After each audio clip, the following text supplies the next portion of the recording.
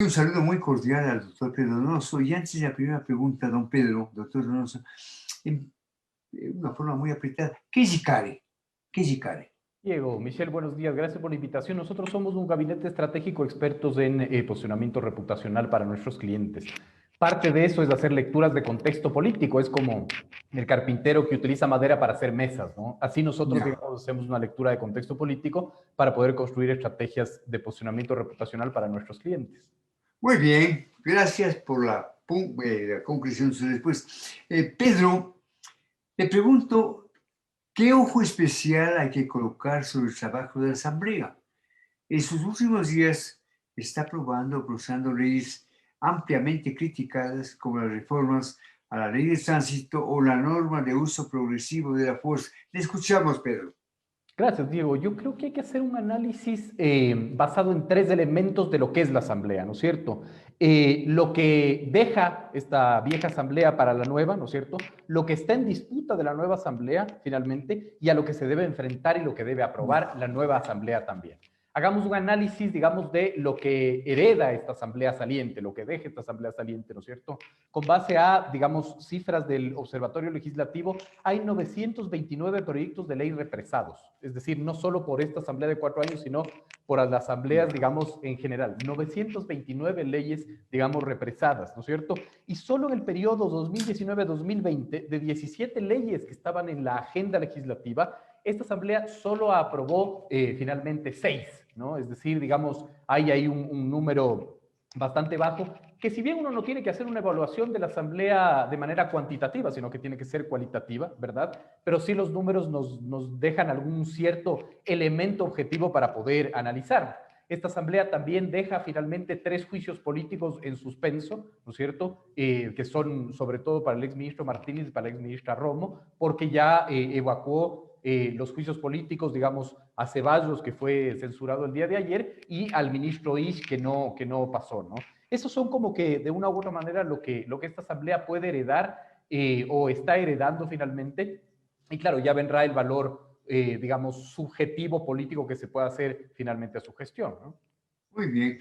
Estamos dialogando en Buenos Días con el señor doctor Pedro Donoso, analista político y director de Calle Explicó que Cale.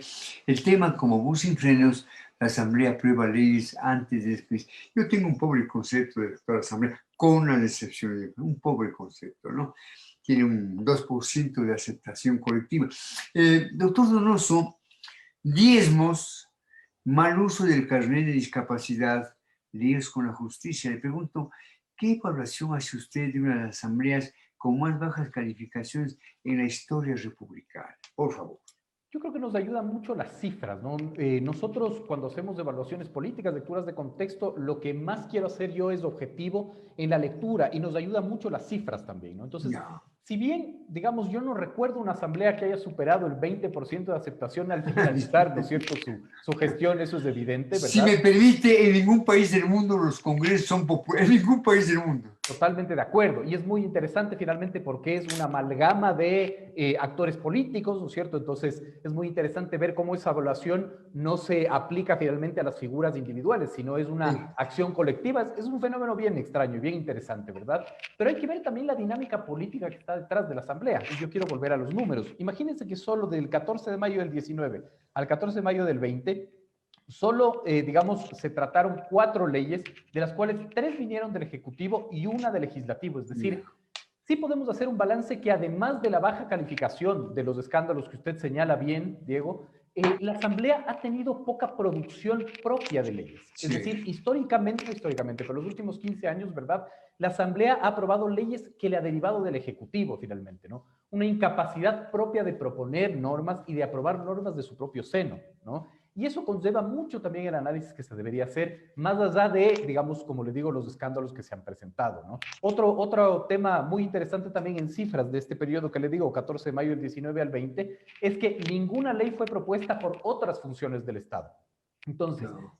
si estamos en un país en donde se le deja, digamos, al Ejecutivo toda la iniciativa legislativa, las otras funciones del Estado, ni la Asamblea, procuran hacerlo, también eso debería tener algún tipo de consecuencia frente a su evaluación y sobre todo a su propuesta finalmente de creación de política pública, ¿no? Valiosas sus reflexiones, Pedro. Déjeme decir que hay mucho interés por ese diálogo con usted. Valiosas sus reflexiones. Ahora le toca el turno a Michelle. Michelle, desde Madrid, España, formula su pregunta.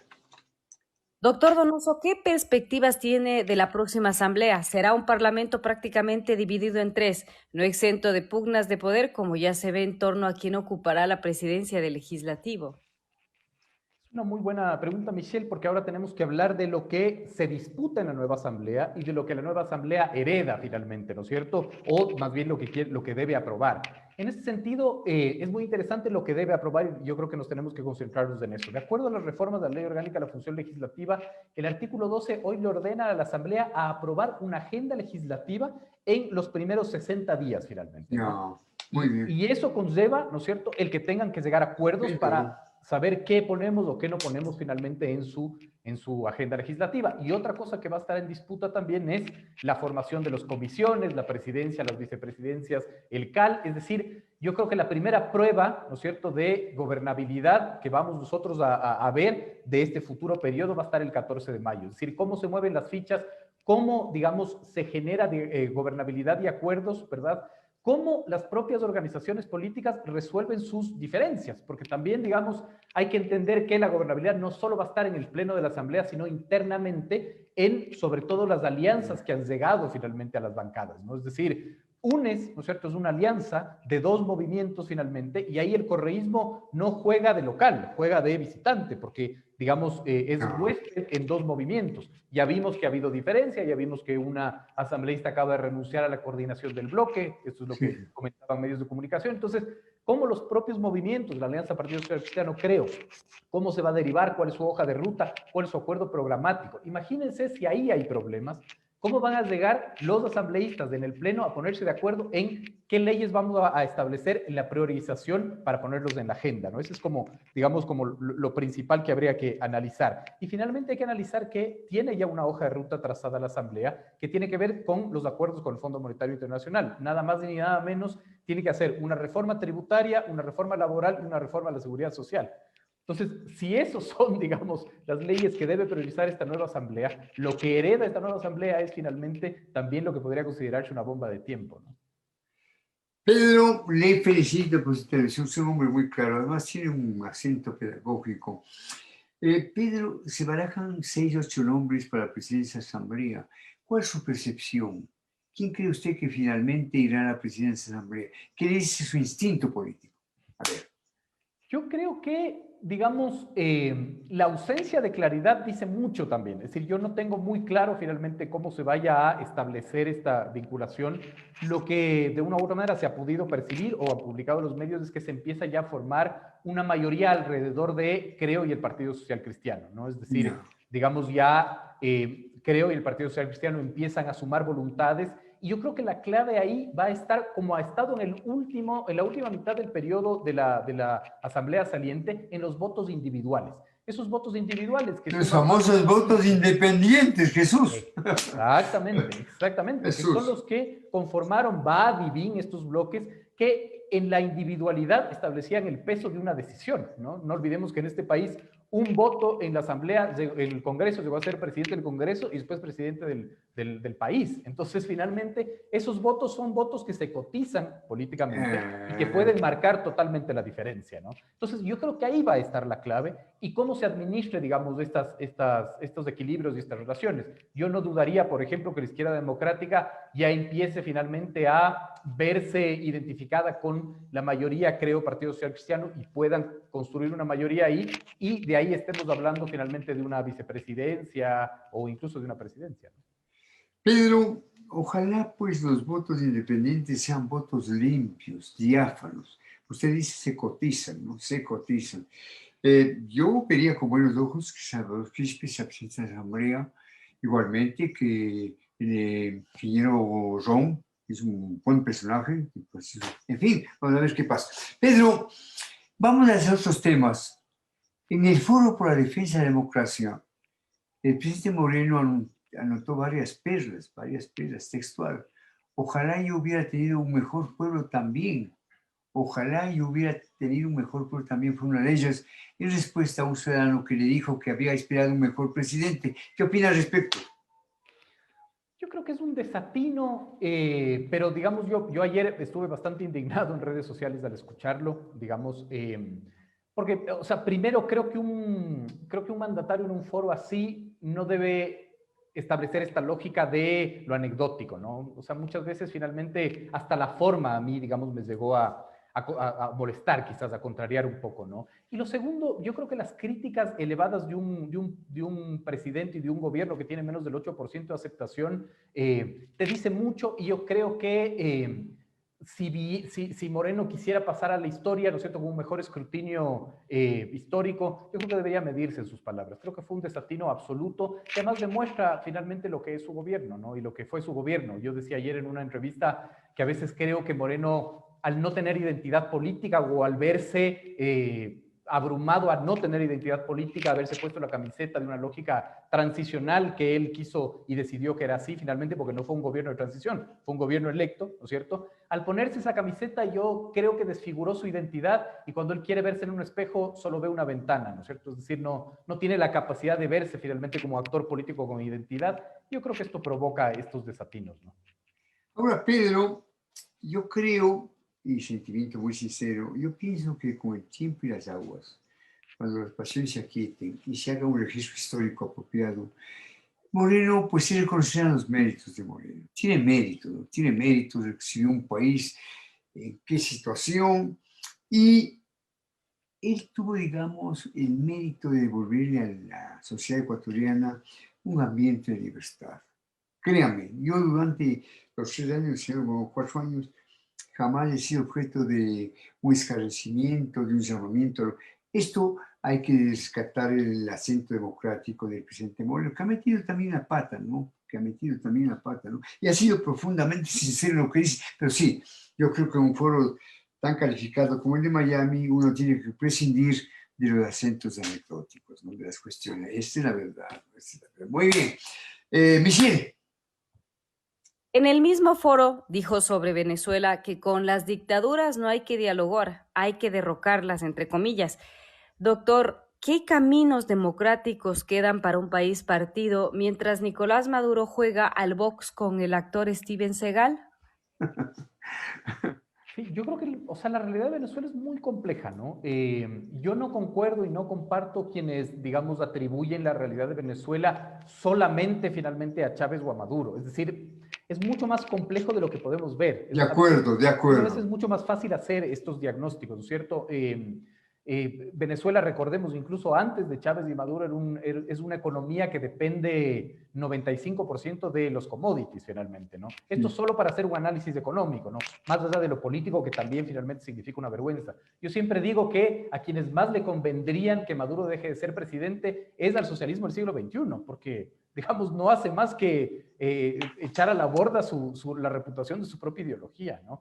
Pero yo creo que finalmente no hay otra manera de ver lo que es la diplomacia y el diálogo político, ¿no? Es muy complejo, es capaz de un lugar común decir esto, pero no veo otra manera. Es decir, yo creo que una intervención, digamos, político-militar de fuerzas extranjeras, lo único que harían es finalmente encender esa mecha, que yo creo que también es una bomba de tiempo, ¿no? Venezuela es una complejidad muy, muy profunda como para hacer solo diagnósticos culpando quizás a una vertiente política, ¿no? Pedro, insisto, lo escuchamos con vivo interés. Estamos dialogando con el doctor Pedro Donoso, analista político. El tema en general, como bus sin frenos de Asamblea Prevaleyes, antes de despedirse. Pedro, el presidente Moreno también dijo en Miami que pensó en renunciar frente a la emboscada política, social y económica que dejó Rafael Correa. Le pregunto, ¿cree usted que el correísmo, de cara al nuevo gobierno, esta vez será una oposición de buena lid, Pedro? Digamos, yo pienso que sí. Yo no considero que finalmente el correísmo en este periodo de Moreno haya hecho una oposición en mala lid. Yo creo que más bien, digamos, no logró concretar una oposición programática y Sí. pragmática real, ¿no? Es decir, creo que le faltó muchísimo. Y yo creo que ahorita el correísmo está enfrentando una realidad, que es la realidad de haber perdido las elecciones. Yo creo que al correísmo le cuesta mucho verse en el espejo de la pérdida, le cuesta mucho procesarlo. Y estamos viendo finalmente ahorita que ni siquiera puede ponerse a hacer que su bancada se ponga de acuerdo, ¿no? Entonces, creo que finalmente ellos tendrán que resolver primero sus problemas internos y después plantear, digamos, una oposición real, pero sobre todo en este país que está todo tan complejizado, ¿no? Es decir, el Ecuador ya es distinto al que se encontró antes de la pandemia. Todo ha cambiado, y esto puede ser un lugar común, pero todo ha cambiado, el mapa social ha cambiado, ¿no? Hay cifras muy interesantes de un estudio, digamos, de UNICEF que habla de 1.1 millones de personas de clase media entrando ya a enfilar las líneas de la pobreza. Estamos en niveles de pobreza y pobreza extrema. El 2020 cerró con tasas de muertes violentas igual que de suicidios. Es decir, el tejido social está roto, ¿no es cierto? El Ecuador está absolutamente fragmentado. Entonces, yo creo que hay que replantear mucho el cómo se va a hacer política en un país así, tanto desde el oficialismo como desde la oposición, ¿no? Pedro, qué interesantes sus reflexiones, qué valiosas sus reflexiones. Le hago una pregunta suelta.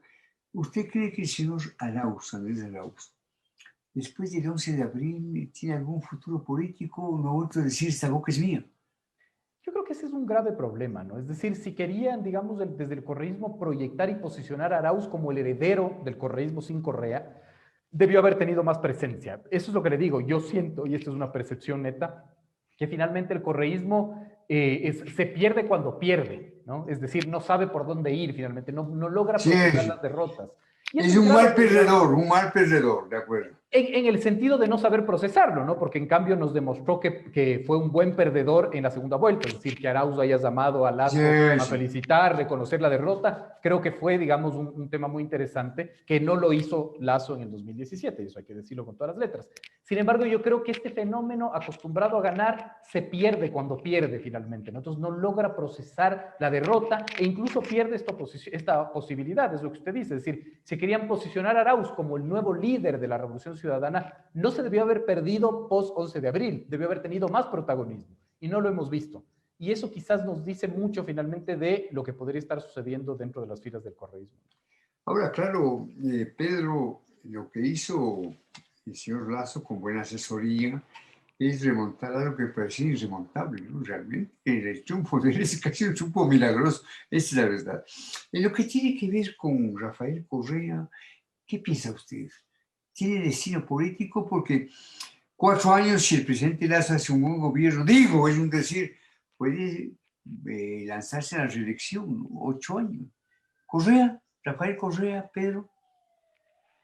Yo creo que finalmente, digamos, el correísmo, Correa, dependen mucho o dependieron mucho, ¿no es cierto? Y su regreso depende mucho de cómo haga Lazo un buen gobierno, definitivamente. Es decir, yo creo que la muerte política y la muerte de los políticos nunca está en la persecución judicial, nunca está en la lógica de ponerlos vivos, sino de hacer un mejor gobierno. Es decir, de poder decir, No. yo puedo dar, ¿no es cierto?, resolver el problema que está en el Ecuador y la intrascendencia es la muerte de los políticos. Es decir, esa es, digamos, la lógica, ¿no? Yo creo que Rafael Correa estará vivo siempre y cuando los actores políticos lo mantengan vivo, que eso ha sucedido durante estos 4 años, y si es que, digamos, la realidad no puede superar, digamos, el modelo correísta, es decir, si no se hace un mejor gobierno, si no se resuelven las brechas, digamos, sociales. Yo leía recién una frase de Lacan muy interesante que decía, la historia es el lugar donde lo reprimido retorna como verdad. Entonces, si nosotros, digamos, si el gobierno, si la sociedad no logra superar estos problemas a los cuales estamos enfrentando y si los actores políticos mantienen vivo a Correa, Correa seguirá vivo, ¿no? Muchas veces ni siquiera depende de él. Muy bien, escuchamos con gran interés. Michelle. El presidente electo Guillermo Lasso estuvo hace pocos días en Colombia. El nuevo mandatario debiera pronunciarse sobre la grave crisis social que vive el país vecino. Bueno, yo vi una entrevista de El Comercio en donde ya tuvo, digamos, Sí, un pronunciamiento, ¿no? sí, sí. Yo creo que más allá de esperar pronunciamientos del presidente, yo creo que lo que se espera, lo que se tiene de expectativa es su plan, su agenda en relación a política internacional, ¿no? Es decir, que quizás es mucho mejor que ponga a discutir a la opinión pública cuál es su agenda internacional a de si debe el presidente pronunciarse sobre X, Y o Z, porque después tienes a un presidente con la obligación de pronunciarse sobre todo y en el mundo pasan un Ajá. montón de cosas, ¿no? Entonces creo que es mucho mejor finalmente hablar de agendas más allá de conductas o lo que debería ser la lógica del presidente, ¿no? Y en ese sentido también hay una observación muy interesante que es, digamos, si se hace un análisis, ¿no es cierto? Lazo gana con unas cifras muy por debajo de lo histórico, ¿no? Es decir, tiene menos del 40%, me parece que es histórico. Ningún presidente había ganado la presidencia con tan poca votación. ¿Por qué señalo esto? Porque de una u otra manera esto lo puede convertir en un gobierno débil, y cuando uno tiene un gobierno débil puede caer en la tentación de ser chantajeado por la opinión pública, por lo que dicen en redes, etcétera. Entonces, claro, el gobierno tiene que, digamos, deshacerse de esa tentación de cambiar sus decisiones basado en lo que diga la opinión pública y plantear una gobernanza basada en una agenda definida, ¿no? Sí, la tarea por delante para el nuevo gobierno y para el gobernante es una tarea difícil y compleja, ¿no? Pero es un hombre bien estructurado, un hombre inteligente, tiene las cosas claras. Y yo creo que los primeros pasos de Lazo han sido en la línea acertada. Pedro, terminemos la charla en Quito. Desde su perspectiva como experto en manejo de crisis, ¿qué salidas institucionales quedan frente a la debacle que golpea la capital, el caso del señor Yunda? Digamos, yo creo que es un caso que también, que no hay como analizarlo solo. También hay que analizar, por ejemplo, Guayaquil, también hay que analizar Cuenca. Es decir, digamos, el problema de gobernabilidad, que yo creo que está en la lógica nacional, también empieza a aterrizar en territorios, ¿no? Y eso es un tema que hay que analizarlo muy bien. Es decir, digamos, la lógica de la gobernabilidad, si empieza también su lógica de ebullición en lo local, puede trastocarse a lo nacional o viceversa, ¿no? Entonces, creo que ahí la lógica, digamos, tiene que emprender una lógica de acuerdos, de diálogo, finalmente de entendimiento de lo que está sucediendo, porque además, mientras todo esto sucede, ¿no es cierto?, el país se sigue fragmentando, es decir, la realidad social se sigue profundizando, ¿no? Entonces, creo que es mucho más complejo, creo que hay que analizarlo con mucha frialdad, pero creo que no solo es Quito, digamos, son también otras ciudades que también hay que ponerles como atención, porque esto puede escalar finalmente a pasar de una ingobernabilidad local a una ingobernabilidad nacional, ¿no?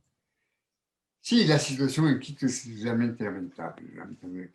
Yo creo que el señor Yunda debió dar un paso al costado, incluso renunciar, pero en fin. Y el de Guayaquil también es lamentable, ¿no? Porque a propósito de estas denuncias que tienen que ser esclarecidas, ha habido un ataque a la vida privada de Cintia Viteri, realmente misericordia. No hay derecho, no hay derecho. No sé qué piensa usted, pero no hay derecho. Pero además no hay necesidad. Es decir, ese es el problema finalmente, ¿no es cierto? Que las discusiones ahora las basamos siempre en la lógica de lo personal, ¿no? Entonces sí creo que también debemos nosotros empezar a elevar el debate finalmente para que los análisis y las discusiones tengan que ver con la gestión pública de un actor y no lo que sucede en su vida privada, ¿no? A propósito de Guayaquil, yo ayer preguntaba, ¿quién lanza la primera piedra?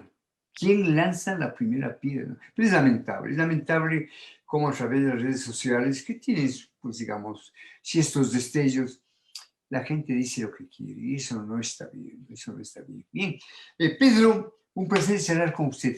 Gracias. Bueno, agradeciéndole, Diego, Michelle, que tenga un buen día. Muchísimas gracias. Igualmente, ¿no?